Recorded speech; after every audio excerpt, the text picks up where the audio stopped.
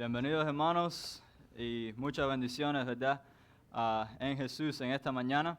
Vamos a comenzar con nuestros anuncios, una semana regular con excepción de este viernes, ¿verdad? Comenzamos los martes con nuestro tiempo de jóvenes adultos. A todos aquellos que están en la universidad o en esa edad, están más que bienvenidos, ¿verdad? Los martes a las 7:30. Los miércoles está de regreso ya nuestro pastor para tener este estudio bíblico a las 7:30.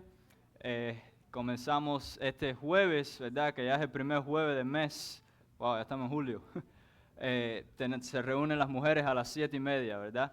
Y este viernes sí va a estar todo cancelado, los roles y los jóvenes, ya que es el 4 de julio, ¿verdad? Y vamos a tomar este fin de semana como descanso. Pero el domingo sí estamos de regreso a las 10 de la mañana con este servicio en español. Tenemos la escuela dominical en inglés que comienza ahora a las 10:45 atrás en la cocina con Jonathan.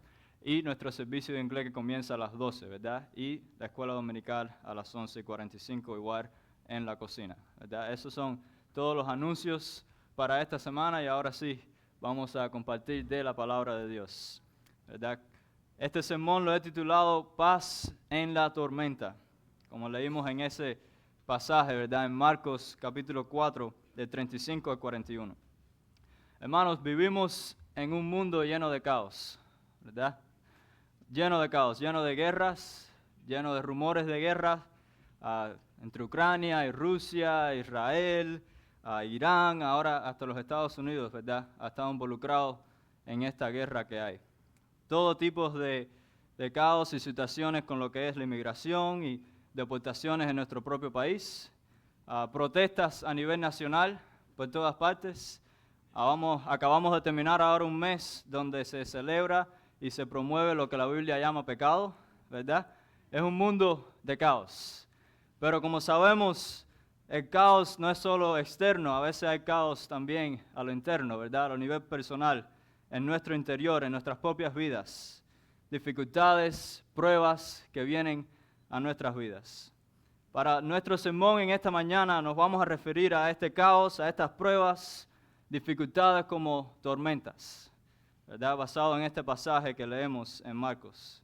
Uno de los aspectos difíciles de las tormentas es que son inesperadas, ¿verdad? En nuestra vida, esa llamada, ese pronóstico, ¿verdad? Esa noticia es inesperada, en su mayoría, ¿verdad? Nadie dice, ok, yo me siento preparado para esta tormenta que vino. Por la gran mayoría siempre es algo que nos coge con la guardia abajo, ¿verdad? En el caso de las tormentas literales no es así, ¿verdad? Tenemos avisos, nos dejan saber, viene una tormenta tropical, viene un huracán y podemos prepararnos, ¿verdad? Pero sabemos que no siempre es el caso así en nuestras vidas con las tormentas. En este pasaje los apóstoles también se enfrentaron a una tormenta inesperada.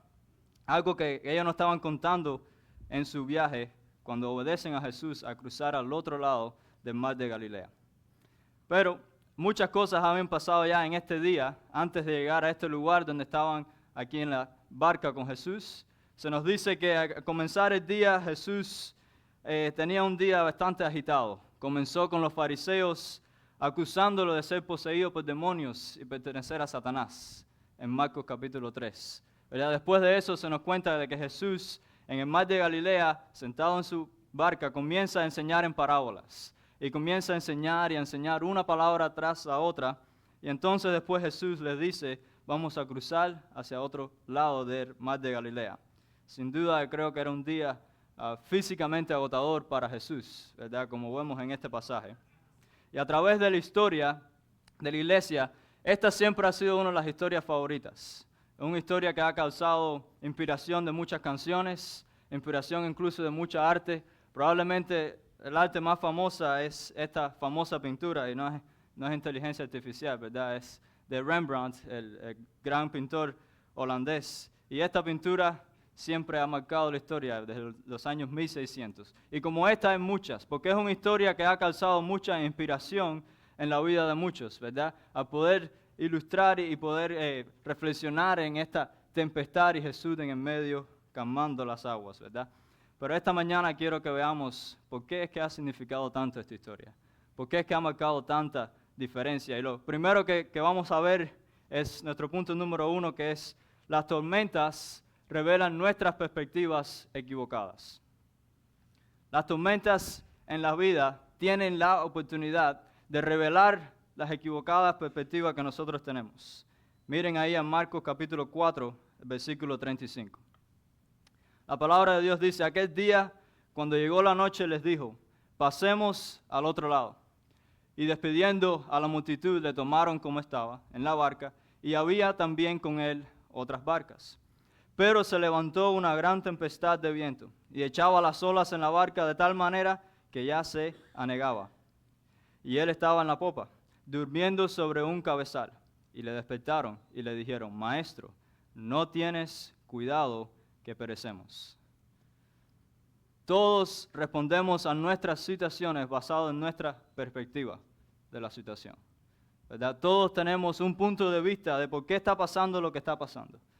Y aquí los apóstoles en esta barca, ellos observan la severidad de esta tormenta, observan su incapacidad para hacer algo al respecto de esta tormenta, y obviamente entran en pánico, ¿verdad? Y después miran a Jesús y ven que Jesús está ¿qué? Durmiendo, ¿verdad? Descansando, era un día largo. Su conclusión fue, ¿no tienes cuidado que perecemos? Su conclusión fue, Jesús no le importa lo que nos está pasando. Esa fue su perspectiva, esa fue la conclusión que ellos tomaron. ¿Y qué pregunta, verdad? No tienes cuidado que perecemos. No te importa, Jesús, lo que está pasando, no te importan nuestras vidas. ¿Alguna vez te has hecho una pregunta similar? En una tormenta, ¿verdad? Dios, ¿no te importa? Dios, ¿dónde estás? A veces nuestra tendencia es cuestionar la bondad de Dios, el cuidado de Dios en las tormentas de nuestras vidas. Ciertamente esta no es primera vez que esto sucede en la Biblia. Muchas veces la bondad y el cuidado de Dios es puesto en cuestión en la Biblia. En el Salmo 13, David clama, ¿hasta cuándo, Señor? ¿Me olvidarás para siempre? ¿Hasta cuándo ocultarás tu rostro de mí? En Habacuc capítulo 1 dice, oh Señor, ¿hasta cuándo clamaré por ayuda y no me escucharás? O clamaré a ti violencia y no me salvarás. En Jueces 6:13, Gedeón dijo, si el Señor está con nosotros, ¿por qué nos ha sucedido todo esto? En Malaquías 2:17 el pueblo preguntó, ¿dónde está el Dios de la justicia? En Juan 11, María y Marta dijeron, Señor, si hubieras estado aquí, mi hermano no hubiera muerto. No es primera vez que la bondad de Dios, que el cuidado de Dios es preguntado y dudado en la Biblia. Pero ¿cuál es la perspectiva correcta en la tormenta? La perspectiva correcta es 1 de Pedro 5:7. Echando toda vuestra ansiedad sobre Él, porque Él cuida de vosotros. Es Salmo 46:1, Él es nuestro amparo y fortaleza, nuestro pronto auxilio. Es Salmo 34, cuando los justos claman al Señor, los escucha y los libera de todas sus angustias. Es Isaías 41:10, no temas, porque yo estoy contigo, no desmayes, porque yo soy tu Dios. Es Salmo 50:15, invócame en el día de la angustia y yo te liberaré, y tú me glorificarás. Esa es la perspectiva correcta en la tormenta. No es fácil tenerla, no es fácil mirar las cosas así. Pero ¿qué perspectiva tienes de Dios ahora mismo en tu vida en medio de la tormenta? Las tormentas tienen la habilidad de revelar nuestro punto de vista de Dios, nuestra perspectiva de Dios. Hermanos, en esta mañana tenemos que estar seguros de que Jesús sí le importa, que Jesús sí tiene cuidado de nosotros. Aunque no parezca, aunque parezca que no le importa porque está durmiendo, porque no lo vemos actuar o de la manera que esperemos que Él actúe, no significa que Él no cuida de nosotros. Lo segundo que la tormenta nos enseña es que las tormentas son las aulas de Dios para el crecimiento espiritual. Es el salón de clase de Dios, el cual Él usa para enseñarnos sobre Él, de una manera que no se puede aprender de ninguna otra forma. No tiene sustituto, la tormenta es única. En el versículo 39 dice, levantándose reprendió al viento y dijo al mar, calla, enmudece. Y cesó el viento y se hizo grande bonanza. Ese día los discípulos aprendieron unas lecciones muy valiosas. La primera es que Jesús tiene autoridad completa sobre toda la creación. Autoridad completa. Cuando Él habló, todo cayó. Aprendieron que por muy poderosa que sea la tormenta, siempre debe de inclinarse delante del Creador. Que aunque la tormenta sea más grande que ellos y algo que está fuera de su control, no es más grande que Jesús y no está fuera del control de Jesús. Algunos teólogos llaman esto la teología de la tormenta. Y es una verdad que es comprobada. Una verdad que se ve en la vida, en la experiencia. No tiene sustituto. Esa misma lección Jesús la dice en Juan 16:33, cuando dice, estas cosas os he hablado para que en mí tengáis paz. En el mundo tendréis aflicción, pero confiad, yo he vencido al mundo. Este pasaje, esta historia es esto aquí, Juan 16:33, en la vida real. En el mundo tendréis aflicción, pero confiad, yo he vencido al mundo. Todo lo que Jesús clama sobre sí mismo, siempre lo prueba. Jesús probó que esto es verdad. Lo probó en la cruz, lo probó en la barca, lo prueba en nuestras vidas. Por aquí es lo difícil de poder entender, es que la tormenta les enseñó algo sobre Dios que ellos nunca iban a aprender si el agua estuviera calmada. En aguas tranquilas no se aprende estas cosas. Y es lo difícil. Fue la severidad de la tormenta que los impulsó a confiar a Jesús y como resultado verlo actuar. Si esto hubiera sido otra tormenta normal, nunca hubieran ni molestar a Jesús. No, estaba durmiendo. Eran pescadores profesionales. Tenían experiencia. Sabían cómo navegar. No era primera vez que estaban en el mar de Galilea. No es primera vez que esto sucede. Pero es la severidad de la tormenta que los llevó a un punto de dependencia total en Jesús. Con frecuencia no es en Dios en quien confiamos, sino en nuestras propias habilidades y experiencia. Y pensamos que estamos confiando en Dios. Pero hay tormentas como esta que quitan eso, que quitan esa idea falsa de que podamos confiar en nosotros mismos. Nuestra esperanza, hermanos, no puede estar en estadísticas, no puede estar en nuestra experiencia o habilidades. Nuestra esperanza solo debe de estar en Dios. Pero fue la severidad de esta tormenta que los llevó a buscar a Dios. Tristemente, es la única manera que a veces buscamos de Dios. Cuando no vemos ninguna otra salida, cuando vemos que no podemos hacerlo por nuestros propios esfuerzos. Dios a veces va a usar tormentas para enseñarnos cosas sobre Él, cosas sobre nosotros mismos. Pero es una lección que a menudo pasamos por alto. Una lección que muchas veces nos perdemos. Creo que bíblicamente hablando, sin tormentas no hay crecimiento espiritual.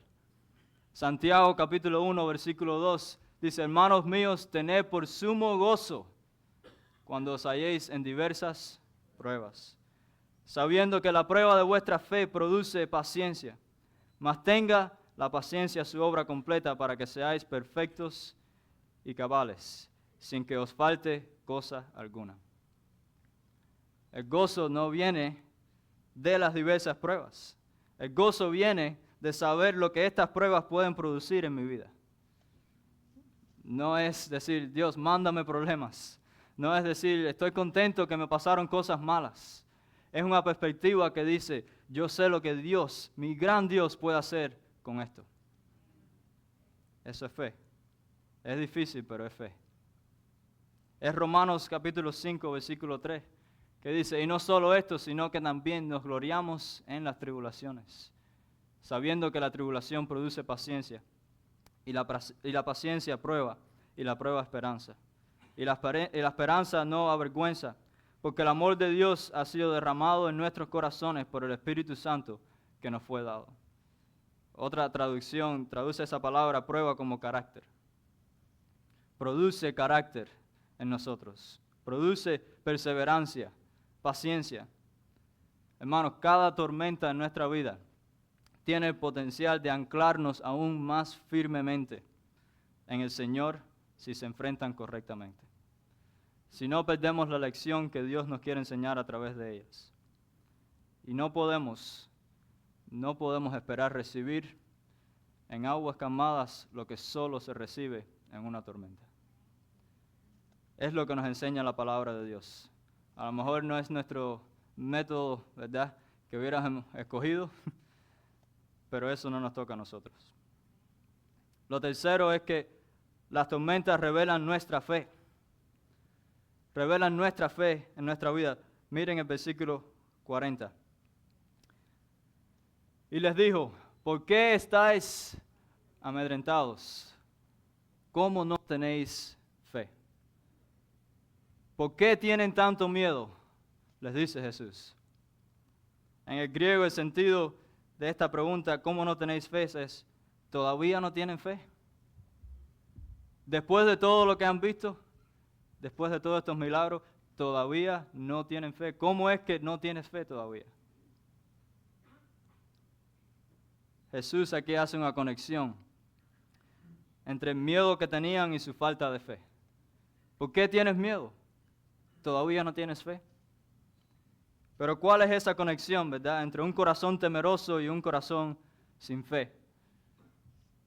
El corazón temeroso teme porque no encuentra solución a sus problemas en su propio control. Entonces entra el miedo. Mientras tenemos una solución bajo nuestro propio poder, no hay miedo. Lo tenemos bajo control. El corazón fiel está anclado en una confianza en Dios, aunque no encuentren solución, aunque sepan que la solución está fuera de mi control. Hermanos, la fe es la respuesta a una perspectiva correcta sobre Dios.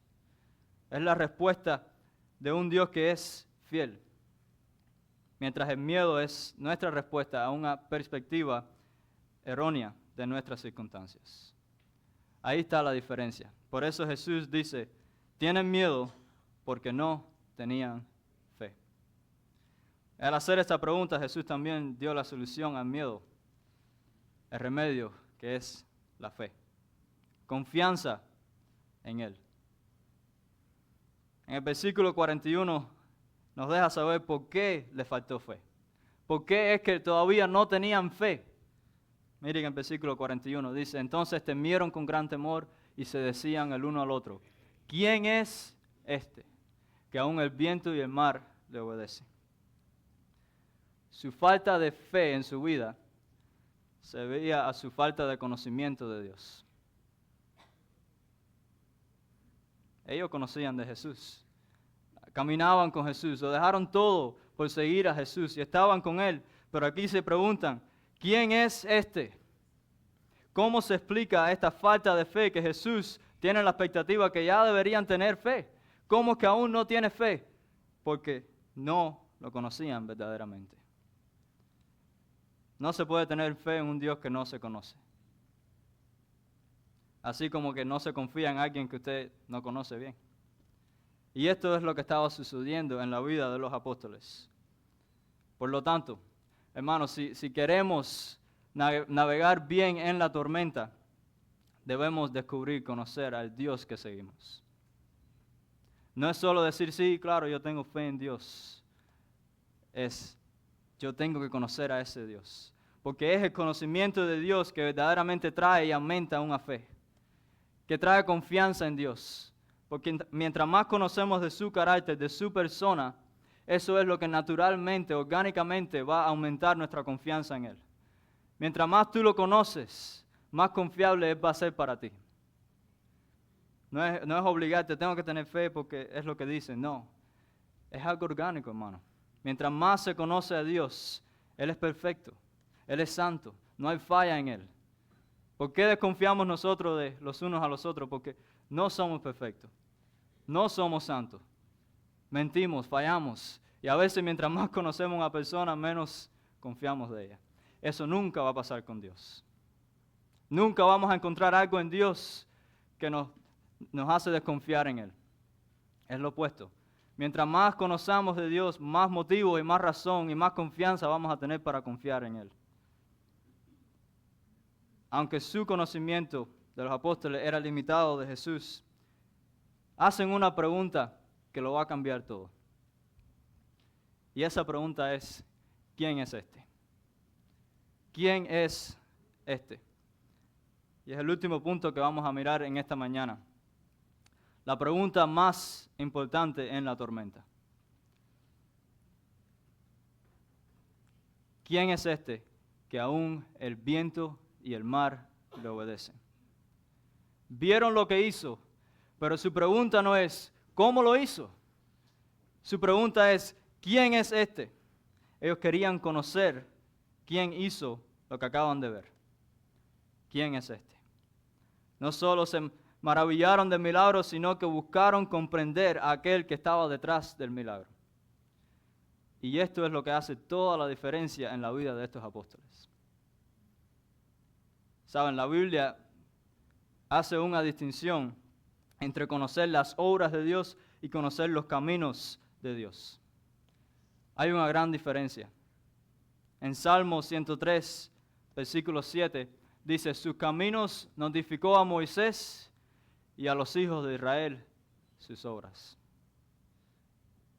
Una diferencia que la Biblia misma establece. Las obras de Dios es lo que Dios hace. Los caminos de Dios es por qué Dios hace lo que hace. Es el carácter de Dios detrás. Es comprender su carácter, su propósito y el corazón que hay detrás de lo que hace. Las multitudes se complacen con ver las obras de Dios. Pero los seguidores quieren conocer los caminos de Dios. Y estos apóstoles eran seguidores. ¿Quién es este? Que aún el mar y los vientos le obedecen. La historia detrás de este Salmo 103:7 es en el libro de Éxodo, cuando Dios iba a usar a Moisés para guiar a su pueblo hacia la tierra prometida. Y ahí Moisés nos cuenta de una interacción muy poderosa con Dios. En Éxodo 33, versículo 13 dice, y ahora pues, si he hallado gracia en tus ojos, te ruego que me muestres ahora tu camino, para que te conozca y haya gracia en tus ojos. Y mira que esta gente es pueblo tuyo. Que me muestres ahora tu camino, para que te conozca. Conocer a Dios es más que saber las historias. Es más que saber lo que Él ha hecho. Es conocer sus caminos. Moisés quería verdaderamente conocer a Dios. Él quería verdaderamente, dice, hallar gracia en tus ojos. Ese era su deseo. Por lo tanto, le pide a Dios que le muestre su camino. No para manipular a Dios, no para saber lo que viene próximo, sino para poder agradarle a Dios. Ahí Moisés después le dice a Dios que si su presencia no va conmigo, dice, mejor déjanos aquí. Más que la tierra prometida, Moisés quería intimidad con Dios. Quería presencia de Dios en su vida. Tenemos que orar como David. En el Salmo 25, versículo 4, dice, muéstrame, oh Jehová, tus caminos. Enséñame tus sendas. Encamíname en tu verdad y enséñame. Porque tú eres el Dios de mi salvación. En ti he esperado todo el día. Hay una diferencia, hermanos, entre ver las obras de Dios y conocer los caminos de Dios, las sendas de Dios.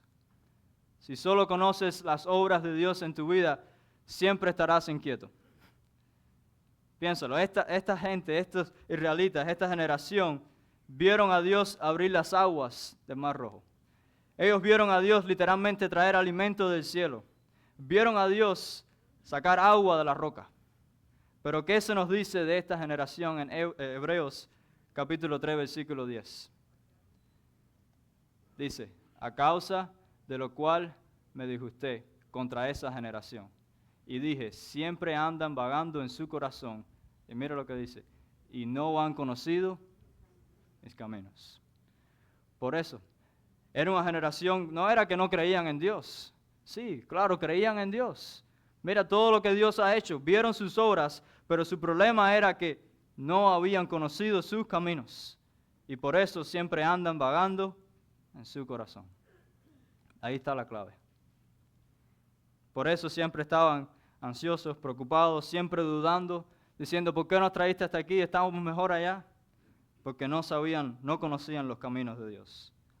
Hay una gran diferencia en nuestras vidas.